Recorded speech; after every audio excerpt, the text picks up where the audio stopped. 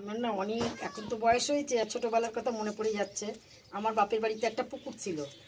আমরা যখন 9-10-এ পড়তাম তখন আমাদের বাড়িতে প্রত্যেক রবিবার করে একটা লোক মানে মাসকাবারি করা ছিল, তার নাম ভোদাদা। সে এসে মাছ ধরতো খেবলা জাল দিয়ে, আর বলতো যাবার সময় বলে যেত, ও দিদিমণি যাও মাছ ধরেছি এবার কোটো। আমি মাছ করতে খুব ভালোবাসতাম, বেশি করে চিংড়ি মাছ। হ্যাঁ, তা যাই হোক, এখানেও এসেও আমাদের কাজের ভাগ ছিল। আমার ছিল ঘরদোর ঝাঁট দেওয়া, মোচা, শাশুড়ির বিছনা করা, কাঁচা ধোয়া, সব কাজ ছিল।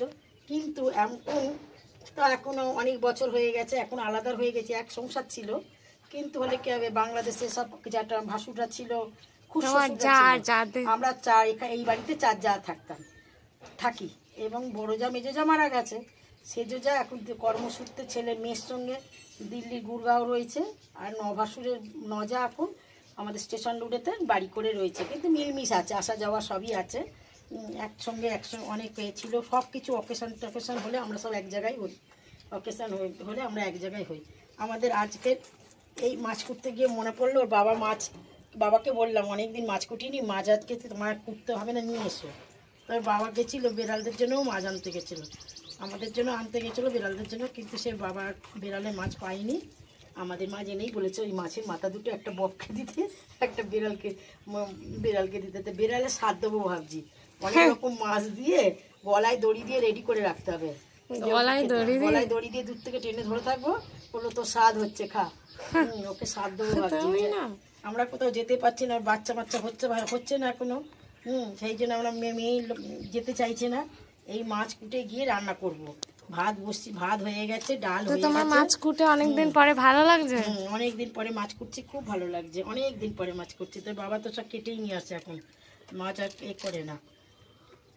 এই চিংড়ি মাছ এনেছে, চিংড়ি মাছগুলো খুব। তুমি তো এখন অত ভালো দেখতেও পাও না। আমার চোখে প্রবলেম, এই 24 বছর আমার মেয়ের বয়স। মেয়ে পেটে থাকতেই আমার সুগার হয়েছিল, সুগার থেকে চোখের একটা প্রবলেম হয়েছিল। কিন্তু আমি দিশায় দেখে অনেকটা ভালো হয়েছি। দূর থেকে না বুঝতে পারলেও কাছে এলে বুঝতে পারি, আগে একদম বুঝতে পারতাম না, মানে এত প্রবলেম ছিল। এত চিংড়ি মাছ তুমি এখন বাঁচবে? হ্যাঁ, কোনো ব্যাপার না, রান্না বসিয়ে দেবো, বসিয়ে দিয়ে বসে বসে কাটবো। এই যে এই সব মাছ কুটে নিচ্ছি, কোনো অসুবিধে নেই। ঘুরতে ভালোবাসি, কোনো অসুবিধেই থাকে না। যে জিনিসটা ভালোবাসে তার কোনো অসুবিধে হয় যত। আর আমরা তো কোথাও বাইরে আড্ডা টাড্ডা নেই আমাদের, আমরা বাড়িতেই তো থাকি, সারাদিনই তো বাড়িতেই কাজ করছি, বাড়িতেই রয়েছি। সকালবেলা একবার বেরোই, আমি 9টার মধ্যে চলে আসি যোগাতে যাই 6:30টায়। সেখানে তোমার বন্ধু আছে? প্রচুর বন্ধু বান্ধব আছে, এটা আমার একটা যোগা পরিবার আছে।